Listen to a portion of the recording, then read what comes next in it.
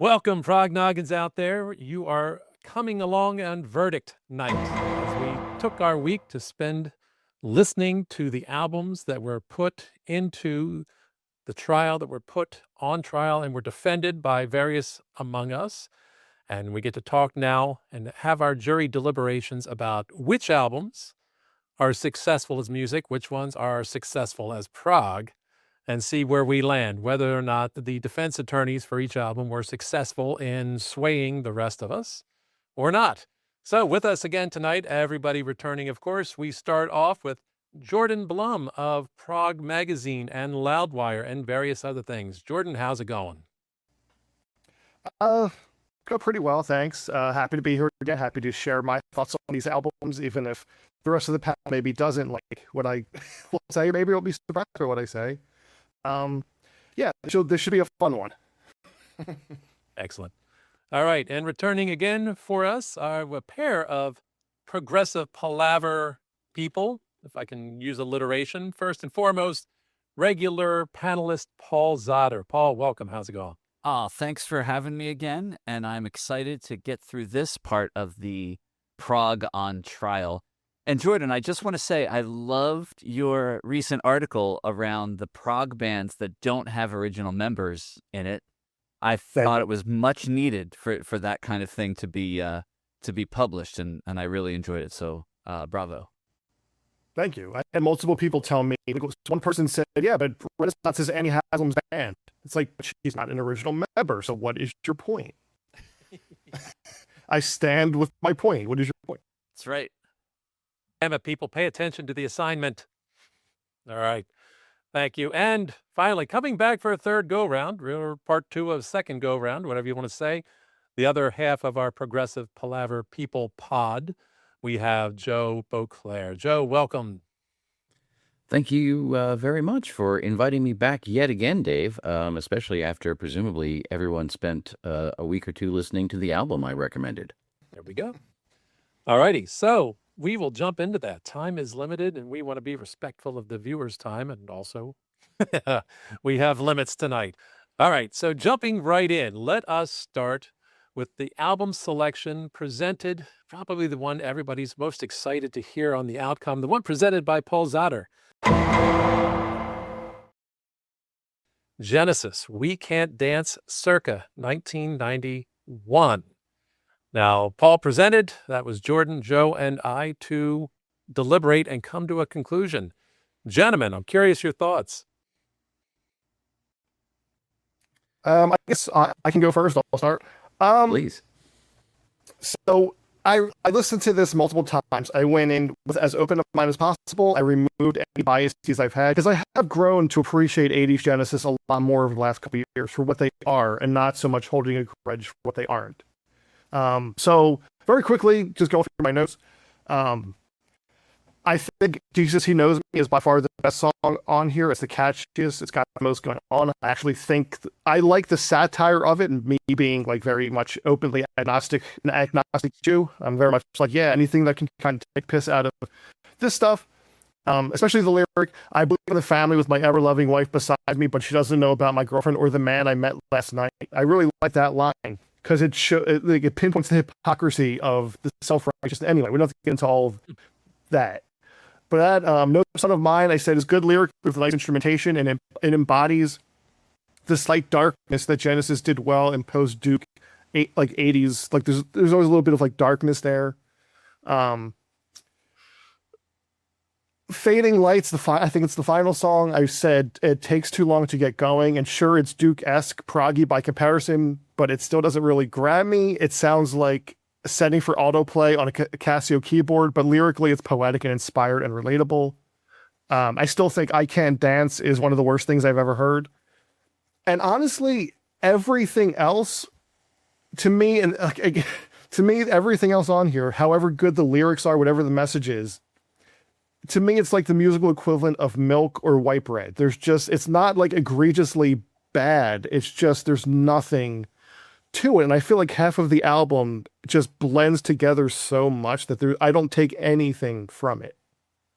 So I don't think there's any, aside from I Can't Dance, I don't think there's anything on there that is out and out bad. I just think a lot of it is extremely bland.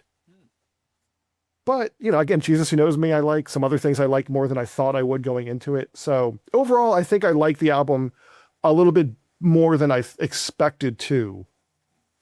But a lot of it I kind of thought, like, this is what I thought it would be. I'll take that as a win, that you liked it more than you expected to.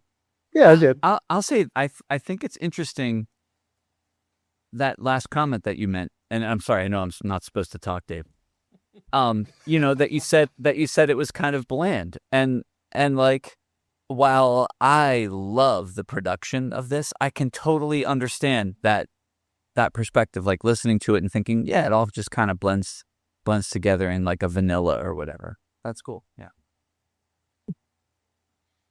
Joe, would you like to go next? Yeah, I personally sitting here thinking about this, and again, Jordan, my first experience ever meeting you was Progstock 24, I guess 23, and 24. We were chatting outside the center, and you very confidently said that post 80s Genesis was all just a bunch of tripe and you didn't have any time for it. So I feel like we have moved the needle here a little bit, which is good. I'm interested in a lot of these things, but we were just talking about the production and whether or not it was bland. What I find interesting about this and what I think is driving this is, in this record specifically, I think Mike Rutherford takes a big turn in his sounds. And they're different from what we're used to. And from the guitar perspective, I do think they're very similar from one track to the next. And so, yeah, I can kind of see where you're coming from, but I generally, I cannot agree that this album is not an absolute gem and a masterpiece. And you talk about Fading Lights. Intellectually, I can sort of agree that, yeah, the intro's long, but I love the intro so much because it creates so much atmosphere and puts me mentally in a place where I'm just ready for that huge bombastic ending. And so it just kind of gets my juices flowing. I think it's interesting that you appreciate the sort of tenor and feel of Jesus He Knows Me, but yet that same sort of cynicism is completely lost on you in I Can't Dance, which I find to be pretty funny because to me they kind of sit, while maybe not musically, certainly lyrically and in the spirit of what they're trying to do, in very similar pockets. Dave, I'm going to address some comments that you had shared with us regarding your notes in the chat. I had a whole thing that was about this album. Did I say that? Or threw it out there. Oh, I think I could guess that this was about this album. So, damn it, I thought it was. And I'll paraphrase, and please tell me if I get this wrong. You said something along the lines of, how can Prog's best drummer write half an album on a drum machine? Do I have that right?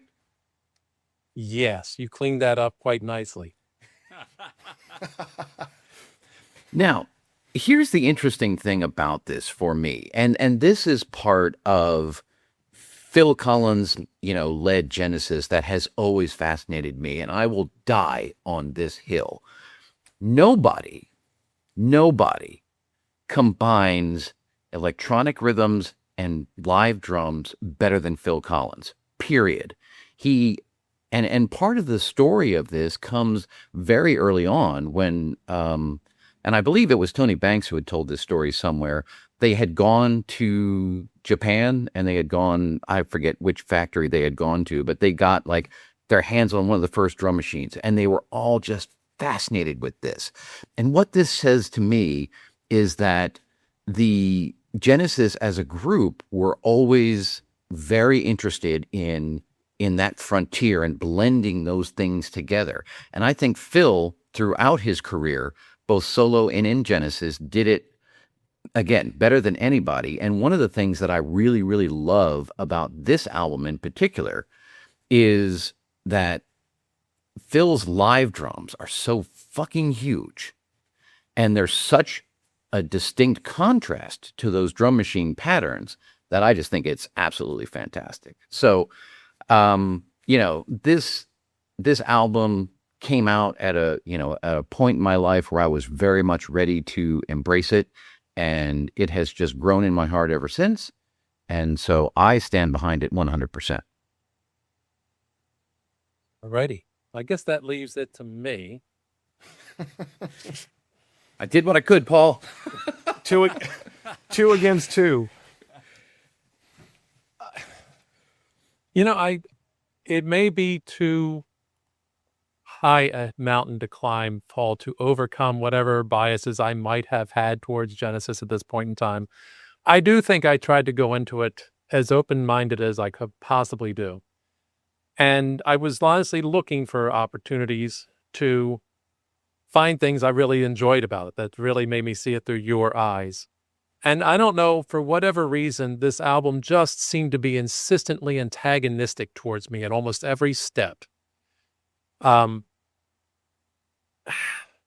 overwhelming feeling I had through so much of it was rage. I just... Like rage. One, it's such a time capsule in its production style, which I think is funny and not necessarily a bad thing, just more of an amusing thing that I've come to the conclusion that when eventually, like we all will do, Phil finally shuffles off this mortal coil, when they close his coffin lid, it needs to have a gated reverb sound attached to it, because I'm almost certain he's going to his grave career-wise with that freaking sound, and it's so distinctive, and it's so him and Genesis and all that, more so than almost anything else. And again, I don't necessarily dislike it. I've loved a lot of that stuff that had it. But there were a lot of things that felt very time capsule-y for me that might have had something to do with my own personal experience of playing at least 3 or 4 of those hits in heavy rotation in the freaking top 40 station at the time that may have grounded into the dirt for me. I'm with Jordan. I will absolutely vote I Can't Dance as like tear my ears off horrible. I listened to the album multiple times. I listened to that song once because I needed to punch stuff. And as I deep dove into the lyrics a little bit, I found myself getting annoyed. No Son of Mine was a song I was always kind of lukewarm, didn't dislike. It kind of pisses me off now. I work in a field where I'm frequently helping people work their way through experiences with abusive parents. And the way the song is written, that gives me the idea that somehow or other, like this kid comes back and dad basically, even though the kid had left, said, I'm getting out of here. Dude, you left your mom behind? Okay, well, whatever. Maybe she wouldn't go. Whatever, that's fine. Then you came back somehow like you're looking for forgiveness of yourself just to have this asshole abuse you again. I'm sorry. That drives me up a wall. Like I felt better about it before I kind of looked at it a little bit more deeply. Back in the day, it didn't. Now a whole different perspective. It irritated the hell out of me.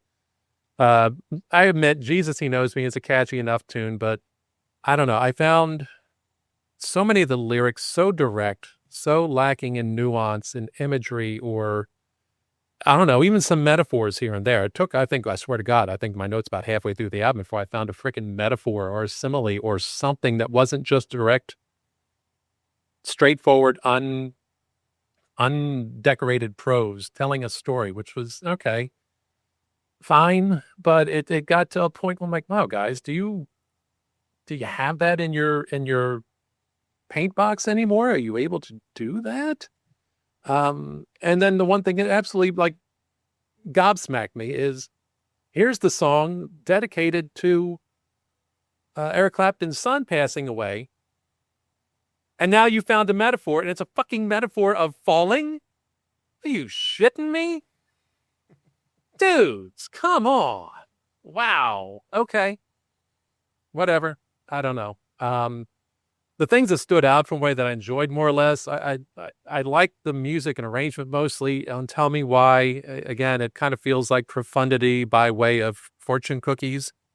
I don't know. I felt like you should be a little angrier based on what you're singing about, but it's a bouncy pop song.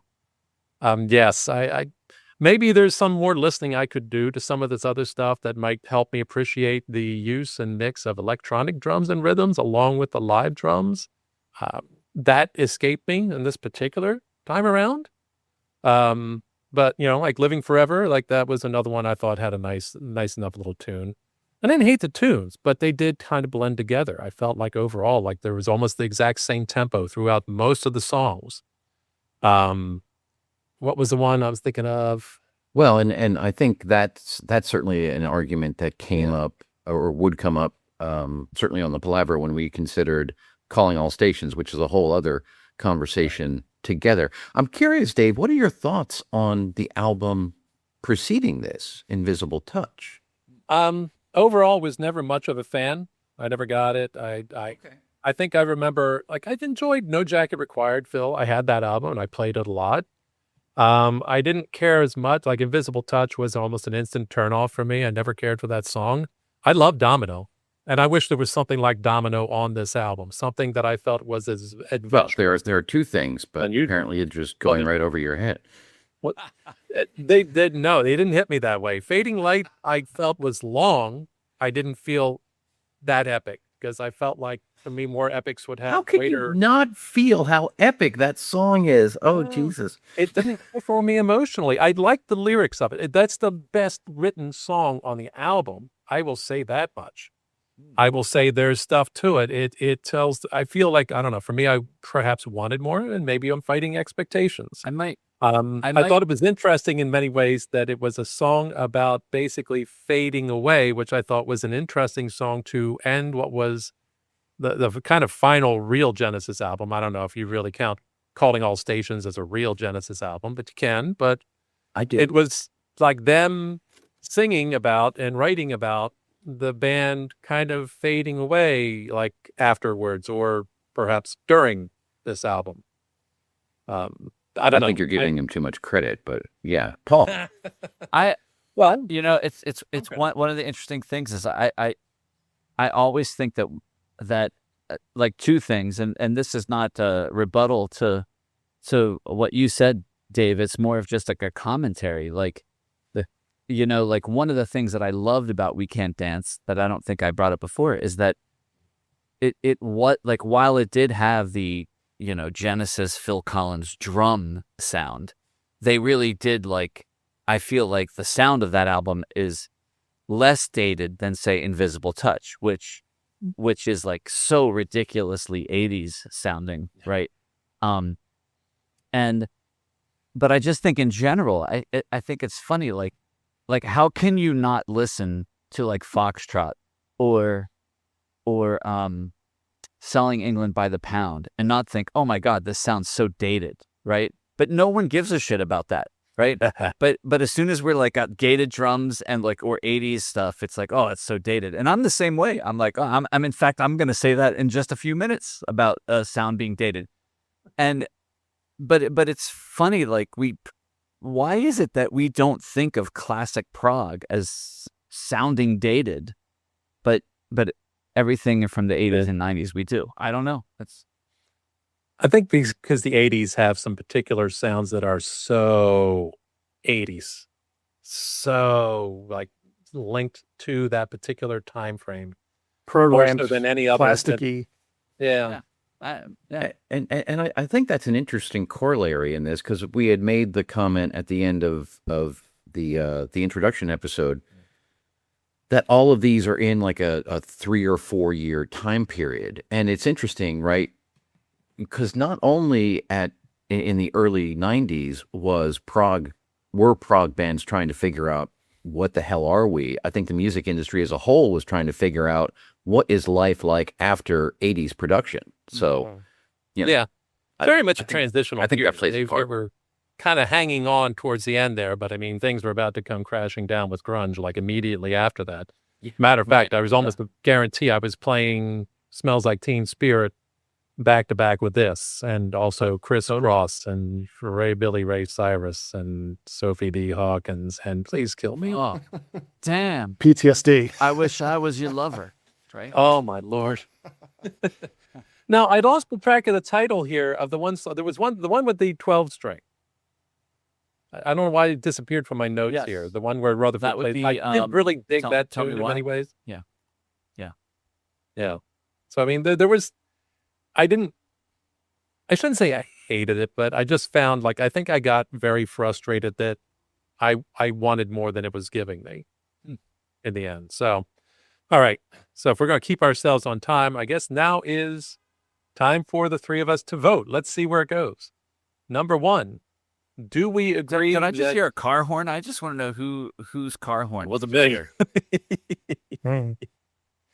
Anyway, all right. So thumbs up, thumbs down. Did this album for us succeed as a musical experience? Look, 2-0. Dura. Did it succeed for us as Prog?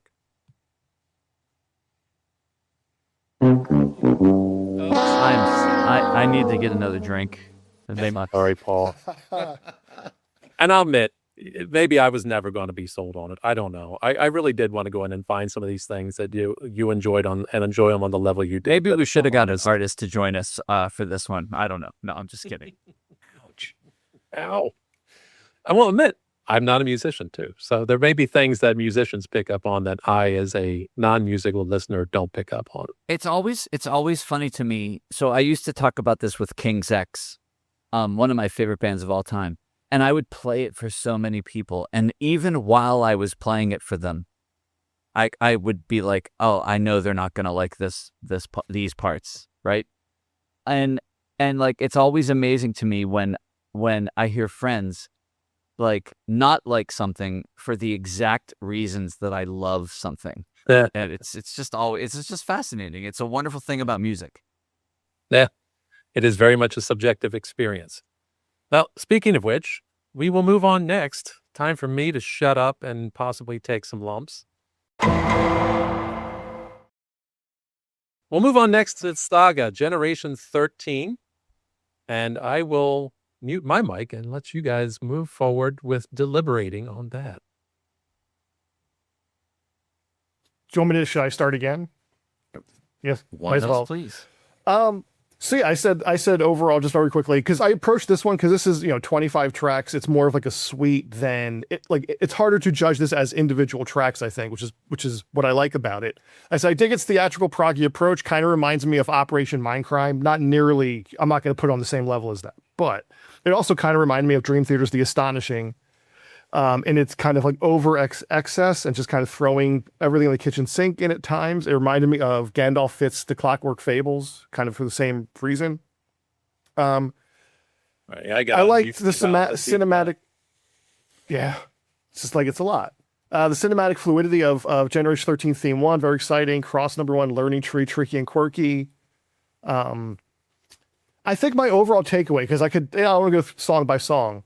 I think my overall takeaway for Generation 13 was I appreciate the ambition, I appreciate the fluidity, I appreciate the scope they're going for, but I almost feel like it's more style than substance at times, because I feel like, and this has kind of been my reaction whenever I've seen Michael Sadler or Saga at Progstock. I've always been bored by it. I've never thought anything has stood out to me from any of those performances.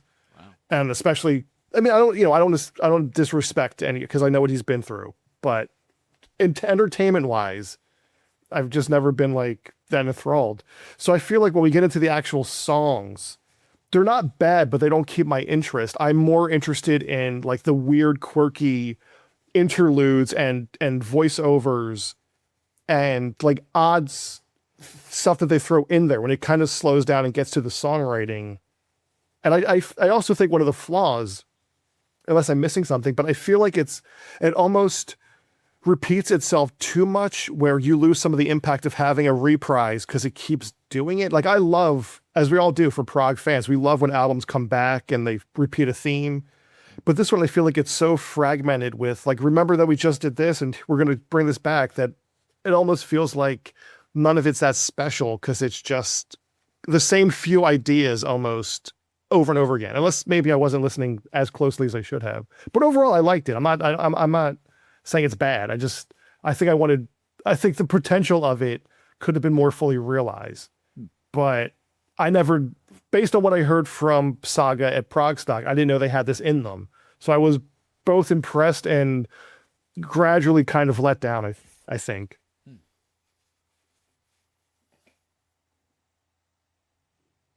Yeah, I tend to agree with just about everything that you said, Jordan. The issue that I have is I am not familiar enough with Saga as an entity, so I don't really know where to fit this in, which means I had to sort of chew on it on its own in somewhat of a vacuum. It's very interesting, and it doesn't take a whole lot of digging around to figure out that this was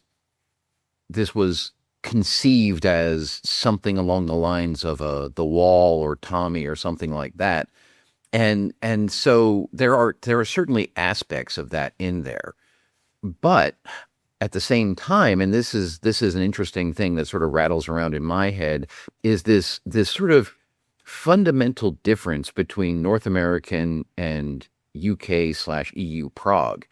And so while it sort of looks to The Wall and some of those things from the UK, musically its DNA is much more tied into a Styx, Kansas, Rush sort of vein, which is an interesting sort of thing. And in fact, I found myself thinking about Styx listening to this much more than I did anything else.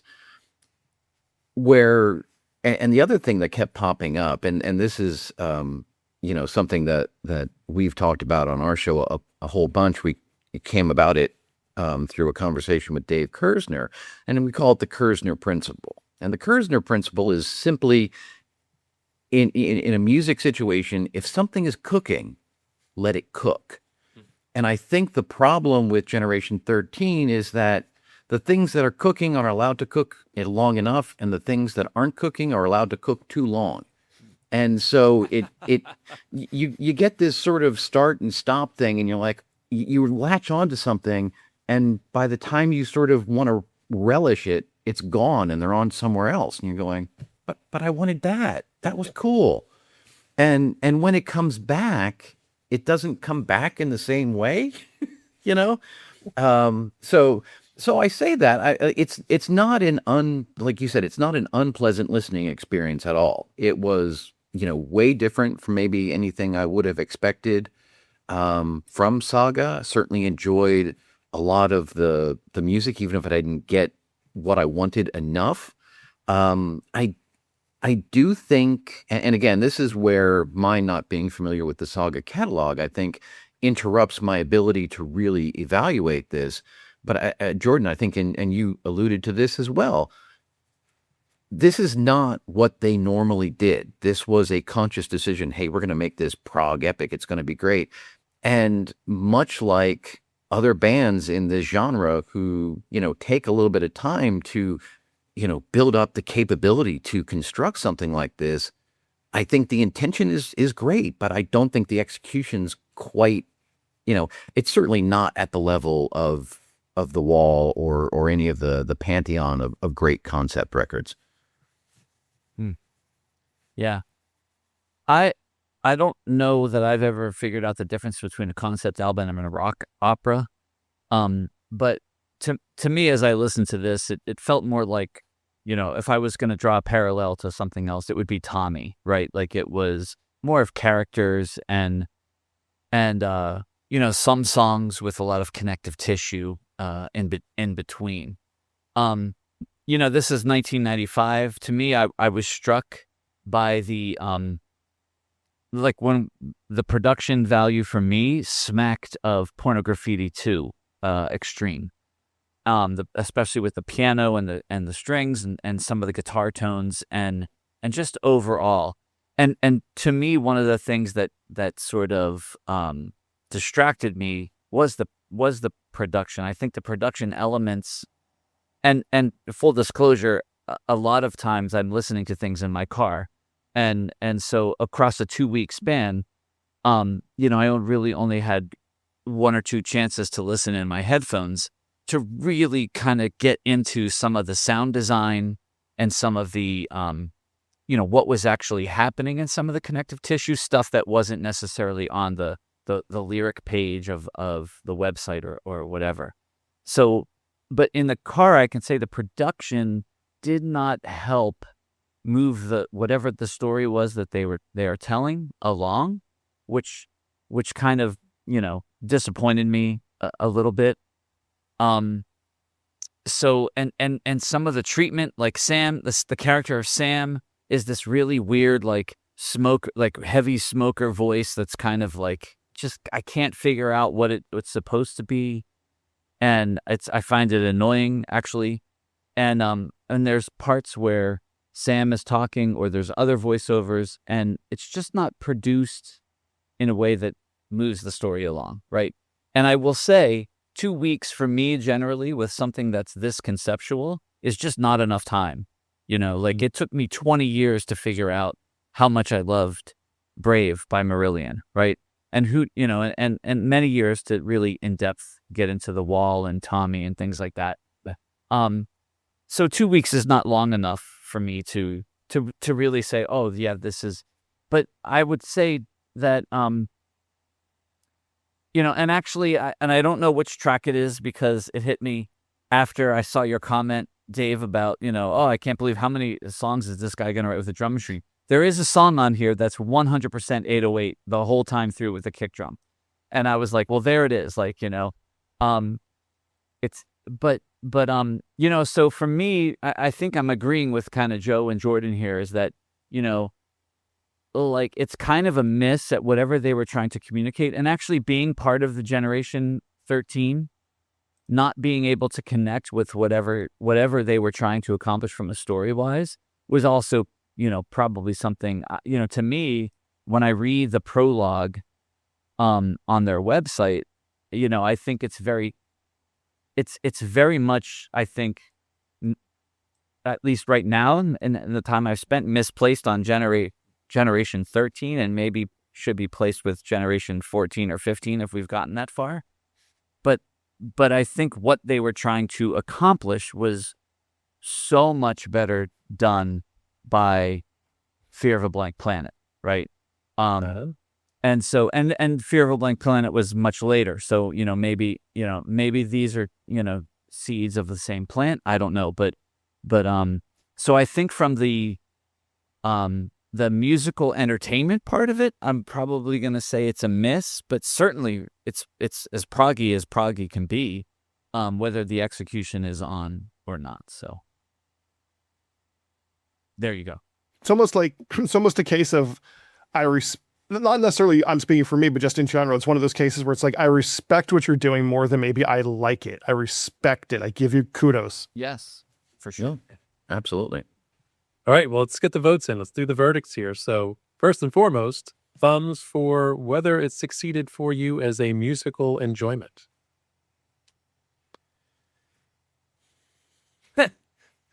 That's about as equal as you can get. It's off my jury. Fair enough. And whether or not it succeeds or registers as being prog. All right, we got all thumbs up for that. So it's proggy, maybe just not all that much fun. I can understand that. It is an album in and of itself that is very, very much an interesting artifact, but in some ways harder to digest as one full piece as opposed to breaking down into some songs. And one thing I forgot to say is that there is a lot of sound design that made me think of Jordan a lot, because I was like, there's some scary parts on this record. Like even like when you're trying to listen to, like, what is he saying? There's this like weird sound design, like scary, like loop playing or ambient music playing in the background that frightens me. And so I think that was part of my difficulty as well, because, like, I am Generation 13, and I don't think we're scary, I mean, I'm sure that we are to some people, but yeah.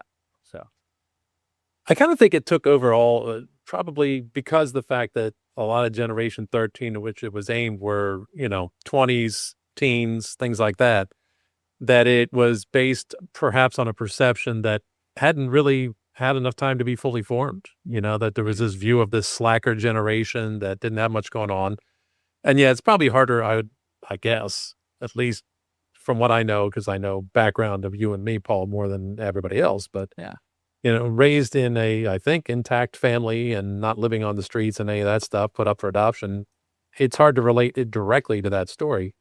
Yeah. Then again, it was also hard for me to relate directly to Pink and The Wall because I didn't do all that shit either. It's true, but as you said in our introductory to this, is that Generation X is starting to get its due in these late days. Except for the fact that we just sat back and let the boomers fuck up governments and countries in the world. Yeah. So, whoops. Yeah, Sorry. we got that. So, all right, that brings us Yay. to our third and final album. We're just gonna move on. Fuck you, boomers. No, sorry. Wait. Wow, that was aggressive. All right, anyway, moving on. We're going to move from the anger and angst of Generation 13 to the mystical love of John Anderson, as we talk about In the City of Angels, almost appropriately named. And since it's already become tradition, Jordan, we'll let you go first. Thank you. So yeah, I mean, my brain makes weird associations, as you probably already know. So I said in the chat that the first song, Hold On to Love, this isn't a bad thing. It's just where my brain went, but it reminded me of Joe Jackson Stepping Out and that kind of just like pop rock, but I don't know what else you'd call it. Just like kind of upbeat. And that's, John Anderson is nothing if not upbeat, spiritual, the most optimistic guy in prog, whether it's overly flowery sometimes or not, which I think sometimes it is. So I dug that. Some songs like Sundancing I wrote, New Civilization made me feel like to me it was a less interesting Peter Gabriel kind of production, but not bad. Just like it made me wish I was listening to Peter Gabriel's top stuff from the 80s too. And then there's, I don't know why my brain went here, but the song Betcha, the horns reminded me of a Thomas Dolby song I grew up listening to called Hyperactive, because I love like Thomas Dolby. But for the most part, I kind of had a similar reaction as I did to We Can't Dance, in that it does not a lot of it grabs me, but I think it's more vibrant and colorful and a little more adventurous, at least for what I was hearing, more of like world music vibe, tribal. Hurry Home has great harmonies, obviously lots of stacked harmonies. Top of the World has nice symphonic elements, my favorite instrumentally, nice sense of drama, stately.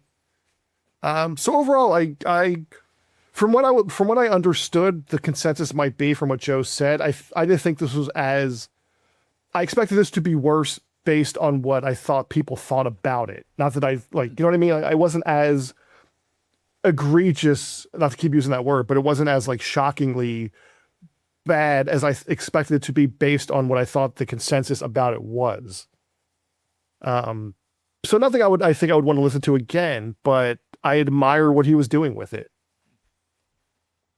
It's interesting because I want to go after you because so many of the things you said sparked and resonated with my experience of the album as well. Slightly different view, like Hold On to Love started off, and it definitely, I can see where people talk about all the Toto sound. Well, sure, they played on the band, or on the album, but actually what it kind of reminded me a little bit with the kind of swing to the rhythm was maybe something off of Raised on Radio by Journey, or the theme to Moonlighting, which is, I think, is that like it just had that kind of, and there was a lot of these warm, pleasant synths and these little tinkly sounds that go through a lot of the songs in the album that very much had that kind of, I don't know, love vibe to it. And that's the one thing, like, if I wanted to apply my old album review system to this, where I got to the point of intellectual, I had to note myself like, all right, you don't apply intellectualism to John Anderson. He is not intellectual. He's mystic. And that's pretty much what a lot of these lyrics were. They were ambiguous enough to let you fill in a lot of your own thoughts and like your own day, find your own meaning for it. Not always, but a lot of times. But man, the dude loves to sing about love. 7 out of 11 songs on this album are getting around to mentioning love. Some of them a lot. There's a little bit of island feel in times. I think if it wasn't for love, I'm like, yeah, this might be good at the tiki bar. And also, let me see here. And that's the thing about this album. I read somewhere like review quip basically said it's sort of a love-hate affair. And I'm going, well, maybe. I don't know if I hated anything on it, but it certainly was a bit of a Dr. Jekyll, Mr. Hyde affair, or a Dr. Jekyll, Michael Bolton affair. Because at least a couple of the songs struck me just as like, wait a minute, I had to look. I'm like, okay, no, John Anderson wrote all of these. Okay, he was possessed. I don't know what happened. It just seemed so much like, in some ways, one or two of them I know is like so very different from what is typical, just in even the phrasing and the arrangements and all that. And on one hand, without knowing and being intimately familiar with his solo work outside of this, part of me says like this is definitely in many ways him taking a step out and doing something different from what he is typically known for doing. So a bit adventurous. Not the step I would have taken. Like plenty of adventurous people step off the sides of cliffs accidentally and otherwise. And no, I'm not doing that. It's a bad idea. But there was some nice stuff here. Again, I heard the world music stuff. I enjoyed that. Betcha was a bit of a standout for me, but mostly because what I heard at the beginning of it very much sounded like something lifted off of the Mr. album, Go On, with the synthy guitars and the punchy bass and the in-your-face drums, the sort of fairly simplistic, repetitive arrangement. And okay, just for shits and giggles, we've got a trumpet solo because we had somebody then in the studio that played a trumpet. At least it sounded like a trumpet to me. But I just found the chorus to be nicely assertive. Some really cool stuff going on there. And I think I have to agree with Jordan. I think the song I found best and most re-listenable of the songs on the album is Top of the World. Opens up with that Brother of Mine gong. So foreshadowing Anderson, Bruford, Wakeman, and Howe. Some nice, ominous, almost mechanically rhythmic keys and some nice and biting guitar. And the guitar solo in there is very tasty. And I like this sort of, I called it undulating keys in the arrangement, that the way it sort of flowed and had this sort of sway to it that I thought was really cool. A nice dark tone that's not typical of him, even though the lyrics were uplifting as all hell. It's hard not to come away feeling at least a little bit uplifted with what John's got going on here. I even wrote in here, one of my notes says, God, he's so damn positive. But I think that's my overall feeling for it. Yeah, I don't know. Paul? I'm curious what you thought of Joe's. Yeah, so I think Joe's setup for this was really helpful for me, knowing that Toto was part of the backing band on some of this. In 1988, I felt like that's what I was listening to. I was like, it kicks off, and I'm like, I feel like I'm listening to Toto 4 all of a sudden, right? And with John Anderson, and I find, throughout this record, I feel like I'm either listening to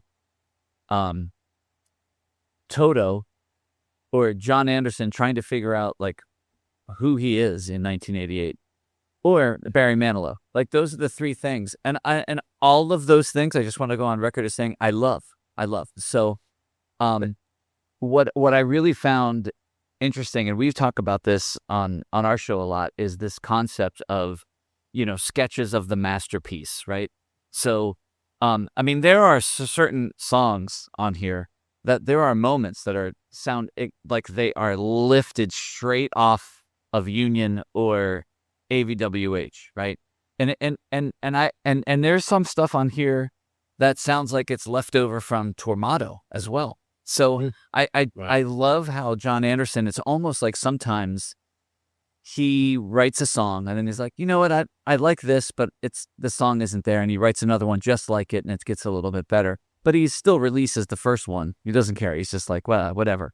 And so I felt a lot about like there was a lot of that going on. So between songs about love that sort of should have been on Toto albums, and then a little bit of Barry Manilow, and then sort of the experimentation of songs that would end up on ABWH, Union, or maybe even the latter, or dare I say, Open Your Eyes.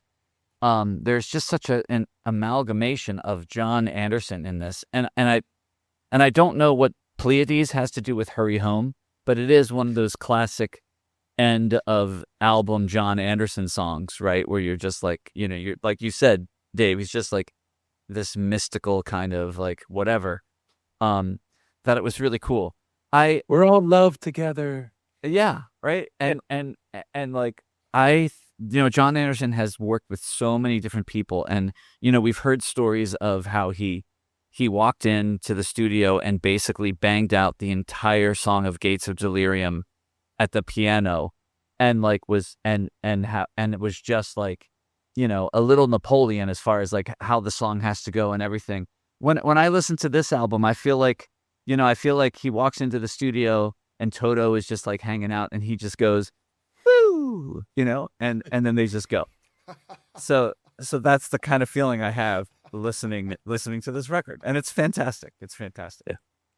It's a nice little confection. I don't know how much of it would really stick in my head. I don't know if any of these were really truly released as singles that ever had a chance in a lifetime. My God, like that is grab your girlfriend, slow dance 80s style to the like through the whole thing. It's like, wow, like this could have been a hit. Was this not released? Like it just fit. But it's for me as usual. It's the darker, more challenging stuff that draws me in. So, all right. Any final thoughts? Are we ready to vote? Let's vote. I just wanted to add in real fast that I think my favorite part of the album is the verse melody of "Is It Me." I really like the sad melody. I think it has a nice sad verse melody. So I just wanted to throw that out there. I did have a moment. Can I tell? Oh, go ahead, Jeff. Oh, I was just going to say, before you guys vote, can I tell a non sequitur John Anderson story that Dave, you can cut if it just throws off the whole thing?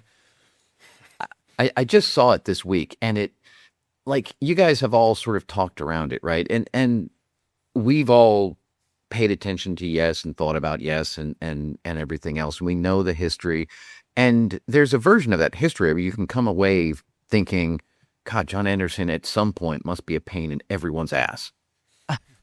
But everyone still works with John Anderson, and we all know that John's just oozing positivity is wonderful. So, stop me if you guys have seen this clip, but there's a clip that showed up this week on my Instagram.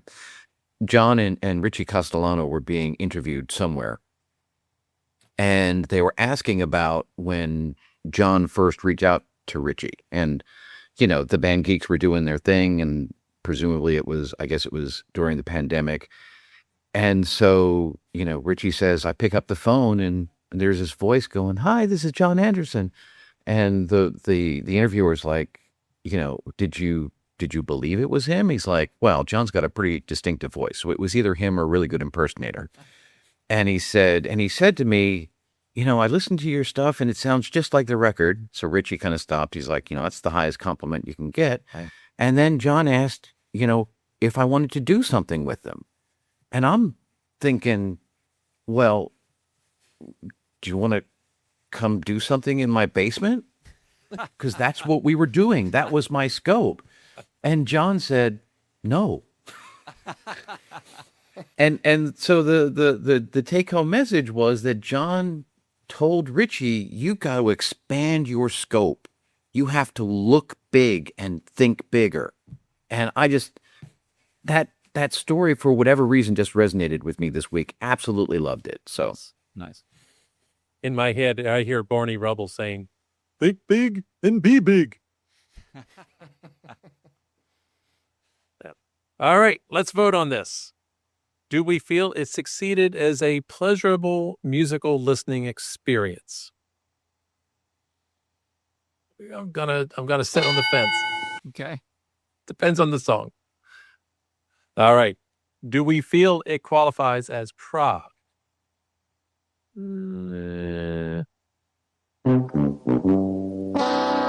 Jordan, are you taking the piss? What are you doing, man?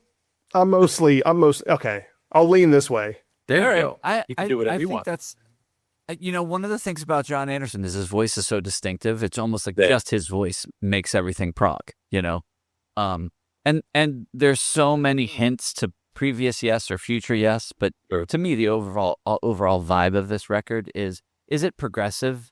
There may be progressive elements to it, but I don't see it as prog. I would say this, and again, going back to my old system, when one of the categories was innovation or innovativeness, whatever, progginess, did we advance? Looking at this album, and again, without knowledge of his other work, so I could be wrong. I might change my opinion if I were more familiar with the rest of it. I found this one to be him being more adventurous than I found We Can't Dance, Genesis being adventurous. I felt, I'm going to be honest, they kind of regressed. So in that case, yeah, I feel like he stepped out of his comfort zone and he did something very different. Did I love that new spot he did? Depends on the song, but there's some cool stuff in it. And he certainly had a band I felt that was engaged and enthusiastic about playing it. Like, I don't feel like the Toto guys were half-assing anything. On our next episode, we review Elias of Sun Hillow. Yes. Oh, God, please no. The Prog Council Book Club. I thought that was supposed to be like his best. I thought that's the one everyone loves. I love that one. It is the one everyone loves. I think it's boring as crap. I love it. I never heard it. Never heard it. Oh, you should What's check the it title out again? then. What you should really do, Jordan, is you should listen to what comes before Going for the One. Tormato? No. Why can't I think it in reverse here? Yeah, relayers. But Relayer. Yeah, it's already- Just listen to Relayer, then Elias of Sun Hillow, and then Going for the One. That's a special trilogy of records. Elias of Sun Hillow. To look that up. Interesting trifecta. Yeah. All right. Well, gentlemen, thank you very much for doing this. I hope we enjoyed it. We'll talk more about that later, and we hope those watching enjoyed this little endeavor on our part. I think we've got some ideas already brewing on future examples, future entries into Prog on Trial. So I thought this was kind of fun myself. I'd like to come back and do this again sometime. And hey, leave some comments. I'm sure we pissed a few people off here and there. Yeah. Drop a comment. And pissed each other off to some degree. Yeah. No, I don't feel at all pissed off. I think you guys are great. Yeah. No, it was there. 4 million people who bought that album were coming at me with pitchforks over We Can't Dance, I guarantee. Yeah, I mean, maybe minds weren't changed, but it was cool to have this exchange and have everybody give everything a fresh listen. So it was cool. It's always fun to do a little show and tell. Yeah. Right, gentlemen. Good night. Outs. Take care. Thanks, guys. Appreciate it. Until next time, and those of you watching, I bet you know what to do as well. Take a moment, put your comments in. Let us know where we succeeded or didn't succeed in defending these albums. Do you agree or disagree with the verdicts rendered? Did we go off the rails a little bit? Don't know. Gonna hear from you soon, I hope. Don't forget, like, subscribe, do all those things. And take a moment. Hey, maybe you have suggestions of your own for divisive or overlooked albums, underappreciated albums that we need to consider for a future episode of Prog on Trial. Thank you so much for watching. We appreciate it. Do all the things you normally do. And as always, hang loose, never fear to deviate from the norm. And of course, keep it proggy.